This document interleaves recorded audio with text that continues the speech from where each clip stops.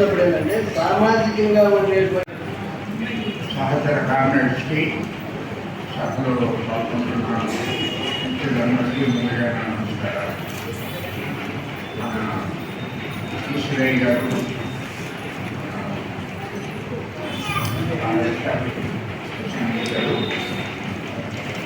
Communist party అయితే ఈ మధ్యకాలంలో వచ్చారు కొన్ని పార్టీలు, కులతత్వ పార్టీలు, మతత్వ పార్టీలు, కులాన్ని మతాన్ని ఆధారం చేసుకుని అధికారానికి వచ్చిన ఉన్నారు. ఎవరో మీకు తెలుసు కొంచెం ఆలోచిస్తే. కానీ కమ్యూనిస్ట్ పార్టీ అది కాదు. కమ్యూనిస్ట్ పార్టీ అధికారంలో లేకపోయినా దేశంలో అనేక మార్పులకి కారణం కమ్యూనిస్ట్ పార్టీ. అది నడిపిన ఉద్యమాలు, దేశంలో అనేక అభివృద్ధి కార్యక్రమాలు కూడా కొన్ని జరగడానికి కొన్ని కమ్యూనిస్ట్ పార్టీ కృషి పెట్టిందని నేను ఆలోచిస్తున్నాను. ఉదాహరణకి భూ సంస్కరణలే ఉన్నాయి. ఇప్పుడు వేల కొద్ది ఎకరాలు ఎదురైన భూస్వాములు జమీందారులు లేరు మన దేశంలో. ఇది సంతోషకరమైన విషయమే. భూస్వాముల చట్టంలో కూడా ఆనాడు ప్రభుత్వం చేసేటప్పుడు అనేక లోపాలు అందరూ ఉన్నాయి. భూస్వామ్యం చట్టం తెస్తున్నామని పైన ప్రకటిస్తుంటే కింద వాళ్ళందరినీ జాగ్రత్త పట్టుకుని చెప్పారు. భూములు 100 కొద్ది ఎకరాలు అంటున్నాడు. అప్పుడు వాళ్ళంతా ఆధారమాన రిజిస్ట్రేషన్ ఆఫీసులు పోయి తల్లి పేర, బిడ్డ పేర, గొడ్ల పేర, పశువుల పేర ఆ లెక్క రకరకాలుగా భూమిని విభజించి పాలించి ఆ లెక్క భూస్వామ్య చట్టం నుండి భూమిని కాపాడుతున్నారు. అలాంటి చట్టం అనుకోండి. ఏమైనప్పటికీ 100 కొద్ది ఎకరాలు ఉన్నటువంటి భూస్వాములు జమీందారులు ఇప్పుడు లేరు. అప్పుడు మన వెంకటగిరి జమీందారు ఉన్నాడు. వెంకటగిరి జమీందారు కింద అక్కడ కనిగిరి మొదలు పెట్టుకొని కనిగిరి, దర్శి, పొదిరి ఈ ప్రాంతాలన్నీ కూడా వెంకటగిరి జమీందారు భూములు. రైతులంతా కూడా కౌలుదారులు. అది అలాంటి పరిస్థితి. అట్లా కృష్ణా జిల్లాలో నల్లపల్లి జమీందారు కొన్ని వేల ఎకరాలు ఉన్నట్టు కృష్ణా జిల్లా మొత్తం ఎకరాలు ఉన్నట్టు భూస్వామి నల్లపల్లి జమీందారు. ఇలాంటివి ఉపన్యాసం కన్నా ఒక ఆయన మంచి పాట పాడుతుంటే నువ్వు ఆపోయా పాట అంటూ ఉంటారు. అంటే అంత వీణులు విందైనటువంటి కళలు విందైనటువంటి కళలు. ఈ కళల గురించి ఈ క్వశ్చన్ కాదు మనకి. కళలు వినోదం కోసం కాదు. అంటే ఆ రోజుల్లో జమీందారు దగ్గర ఆయన సంస్థానాల్లో ఉండేవాడు కళాకారులు. ఆ కళాకారులకి బహుమంది ఇచ్చి డబ్బులు ఇచ్చి వాళ్ళ సంస్థానాల్లో పాటలు పాడించుకుంటూ ఆటలాడించుకుంటూ నిత్యాలు చేసుకుంటూ సంతృప్తి పడేవాడు. ఆ రకంగా వాళ్ళ యొక్క ఆనందానికి ఉపయోగపడే కళలు. కమ్యూనిస్ట్ పార్టీ 70 సంవత్సరాల క్రితం 1943లో అలా కళ కోసం కాదు, ఏ ఒక్కరో వినోదం కోసం కాదు, కళ ప్రజల కోసం. కళ చాలా శక్తివంతమైంది. మనుషుల్ని ఆకర్షిస్తుంది, తన ఆలోచింపజేస్తుంది, మనం చైతన్యపరుస్తుంది, సమాజాన్ని మార్పుకి తోడ్పడుతుంది. కాబట్టి కళలు కేవలం ఏ జమీందారు జాగీర్దారు వినోదానికి కాకుండా ప్రజలను చైతన్యపరచడానికి కళను ఉపయోగపడతారు. అందువల్ల కళ ప్రజల కోసం, కళ కోసం కాదు అని 1943లో కమ్యూనిస్ట్ పార్టీ ప్రకటించిందయ్యా. పిసి జోషి అని పెద్ద మేధావి రోజుల్లో పార్టీకి సెక్రటరీ. ఆయన చేసినటువంటి ప్రకటన కమ్యూనిస్ట్ పార్టీ ఆశ్చర్య. అందుకని ఇలాంటివి అనేక కార్యక్రమాలు కమ్యూనిస్ట్ పార్టీ భారతదేశంలో మార్చి కులతత్వాన్ని, మతత్వాన్ని, అంతరాంగతనాన్ని నిర్మూలించడానికి కమ్యూనిస్ట్ పార్టీ చేసిన కృషి ఏ పార్టీ చేయరా. కొన్ని ఉదాహరణలు మన దగ్గరే చెప్పగలను నేను. కొన్ని చోట్ల మంచినీళ్ళ కరువు వచ్చేది. తాగటానికి నీళ్లు లేక దగ్గర అక్షరాన్ని రమ్మని చెప్పి ఊరికి దూరంగా పెట్టి కొంతమందిని మారగడ్డి పేరు చెప్పి ఊరికి దూరంగా ఇప్పుడు ఎడుస్తారు కూడా ఇస్తుంటారు. ఎక్కడిస్తారు? ఊరికి దూరంగా ఇస్తారు. ఎందుకు ఊరికి దూరంగా? ఊళ్ళో వ్యక్తి వస్తుంది కదా, ఊరికి దూరంగా ఇస్తారు. అంటే అంశాలు నేర్పింది. ఈ దేశంలో అందరూ సంఘం పెట్టుకోవడం అనేటువంటిది సమ్మె చేయటం అనేటువంటిది, ధర్నాలు చేయటం అనేటువంటిది కమ్యూనిస్ట్ పార్టీ భారత ప్రజానీకానికి నేర్పింది. అంతేకాకుండా ఈ దేశ స్వతంత్రం రెండో ప్రపంచ యుద్ధానంతరం వచ్చింది. అది కూడా కమ్యూనిస్ట్ పార్టీ సోవియట్ యూనియన్లో యుద్ధాన్ని గెలవడం ద్వారా, యుద్ధం ముగించడం ద్వారా మనకు స్వతంత్రం ప్రాప్తించింది. దీనితో పాటు మనం చరిత్రకి వారసులు కాకూడదు, మనమంతా భవిష్యత్తుకి వారసులు అవ్వాలి. భవిష్యత్తులో మన మీద ఉన్నటువంటి కర్తవ్యాలను గుర్తు చేసుకోవడానికి ఈ 100 సంవత్సరాల చరిత్ర మనకు అవసరం. భారతదేశంలో భూస్వామ్య వ్యవస్థ ఉన్న కాలంలో భూస్వామ్య వ్యవస్థని బద్దలు కొట్టి ఈ దేశంలో సంస్థానాలను ఓడించి, రాచరికాన్ని ఓడించి ఈ దేశాన్ని 200 సంవత్సరాలు పరిపాలించినటువంటి బ్రిటిష్ వాడిని తరిమి కొట్టడానికి తప్పటడుగులో ఉన్నటువంటి కమ్యూనిస్ట్ పార్టీ మొదటిసారిగా ఈ దేశంలో సంపూర్ణ స్వతంత్రం కావాలని నినదించినటువంటి ఎర్ర జెండా ముద్దు పెట్టే ప్రతిపాదించాడు.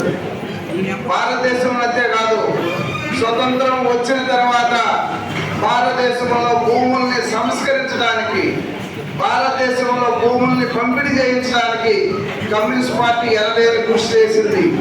భారతదేశంలో దున్నేవాడికి భూమి నినాదం ఇచ్చింది. మొట్టమొదటిసారిగా పేదోడు కూడా ఇల్లు కావాలి, పేదోడు కూడా జీవన విధానం కావాలి, పేదోడు కూడా బ్రతుకు కావాలి, పేదోడు కూడా సరైనటువంటి కాలం వరకే పనిచేస్తాడు, అందరికీ వృత్తుల్ని ప్రోత్సహించాలి, గౌరవించాలి, ప్రళయం చెందేటట్లుగా చూడాలనేటువంటి భారత ప్రజల యొక్క హక్కుల కోసం పనిచేసినటువంటి పార్టీ ఎర్రజెండా.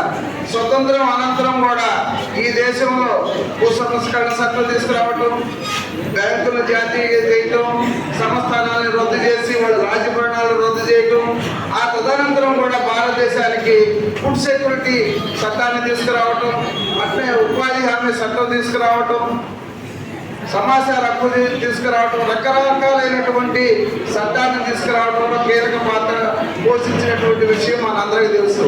కానీ మనకి భవిష్యత్తులో ఇందాక పి.జె. చంద్రశేఖర్ గారు చెప్పినట్టు పేద ప్రజలకి వాటా తక్కువగా వస్తున్నది.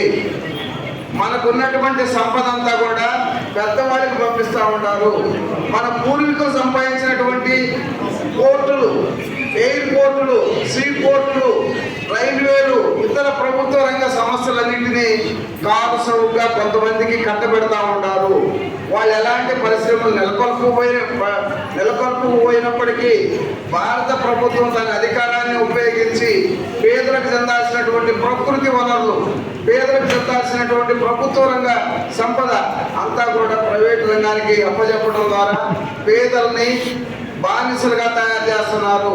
పేదలకి మీకు ఒక్కటి గుర్తుపెట్టుకోండి, భారత ప్రజలు సంపాదిస్తున్నటువంటి సంపదలో మళ్ళీ పారిశ్రామికవేత్తలకి వెళ్తా ఉంది. మనం ఇంటికి వెళ్తే సిమెంట్ పేరుతోటి వాళ్ళకి వెళ్తా ఉంది, ఐరన్ పేరుతో వాళ్ళకి వెళ్తా ఉంది, మోటార్ బైక్ పేరుతో వాళ్ళకి వెళ్తా ఉంది, మన పెద్దలు కారు కొంటే వాళ్ళకే వెళ్తా ఉంది, గ్యాస్ వినియోగించిన వాళ్ళకే వెళ్తా ఉంది, పెట్రోల్ వినియోగించిన వాళ్ళకే తిరిగి వెళ్తా ఉంది.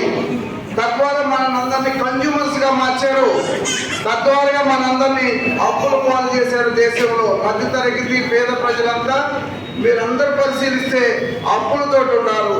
అప్పులతోటి కూడినటువంటి ప్రజల్ని ఒక పక్క పెట్టి 90% ప్రజలను ఒక పక్క పెట్టి వాళ్ళకి అప్పులు ఇవ్వకుండా కుటుంబాల పాలన చేస్తున్నారు. బ్రిటిషోడు కొద్దిమంది వచ్చి 200 సంవత్సరాలు పరిపాలించే అధికారం భారత ప్రజలు ఇచ్చారు. ఇప్పుడు అలాగే మాట్లాడేటప్పుడు ఆ తెలుగు దగ్గరికి వెళ్ళి మా మంత్రులు పోయిందని చెప్పి తెలుగు దగ్గర ఆ ముందుపై కావాలంటే పోతే ఇదండి, లేకపోతే ఒక్కొక్కదంతా గుర్తు వచ్చింది.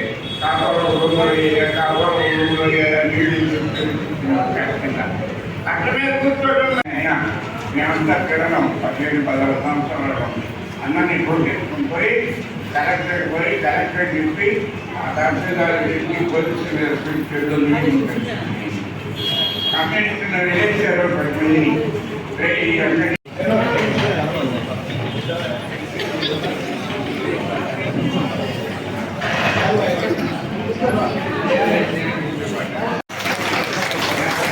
కొంచెం డౌన్ చేయండి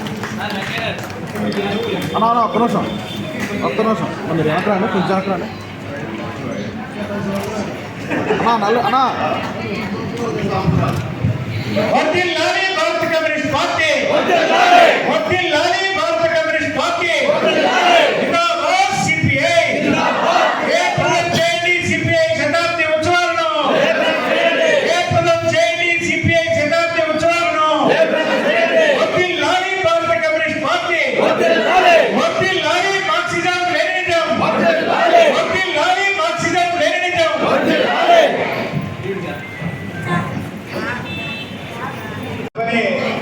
ముగింపు చేద్దాం. ఈ సభకి చివరిలో నాడు రాష్ట్ర సమితి సభ్యులు అలాగే జిల్లా కమ్యూనిస్ట్ పార్టీ కార్యదర్శి సభ్యులు వెంకట్రావు గారు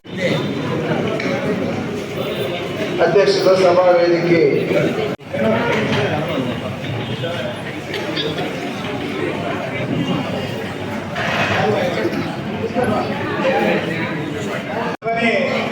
ముగింపు చేద్దాం. ఈ సభకి చివరిలో నాడు రాష్ట్ర సమితి సభ్యులు అలాగే జిల్లా కమ్యూనిస్ట్ పార్టీ కార్యదర్శి సభ్యులు వెంకట్రావు గారు